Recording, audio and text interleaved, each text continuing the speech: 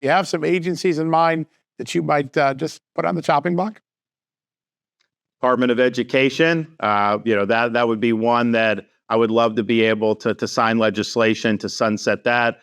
Energy, commerce. I mean, look, I think we can go as far as the Congress wants to go on some of that.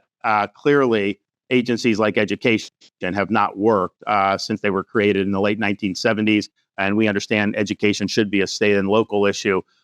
One of the things I'm going to do is every cabinet secretary is going to be ordered to reduce their footprint of bureaucrats in D.C. area by 50%. Some of that will be reducing the total number of employees writ large in the agency through attrition. Some of it may be laying off. Some of it may be transferring to other parts of the country.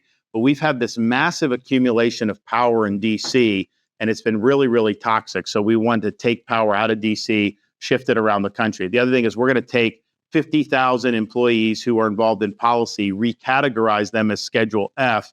They will be able to be terminated at will without regard to civil service. And so that will give the president the ability to really ensure that the bureaucracy isn't kneecapping our agenda. I do think the president has Article 2 power to more forcefully discipline and fire federal employees. It's one thing to have those protections if, like, you have a supervisor in the Department of Agriculture, that you have certain protections. But the president is the one that gets the electoral votes. President's the one that has executive power. If you're not doing the job, you should be held accountable. So we're going to be asserting Article 2 power in ways that I think this current Supreme Court would find agreeable, and that would reshift the balance away from the permanent bureaucracy back to the elected president. At the end of the day, the founding fathers created three branches of government: legislative, executive, judicial. They did not create a fourth branch of government. They did not create an administrative state that basically governs us without our consent and regardless of the outcome of elections.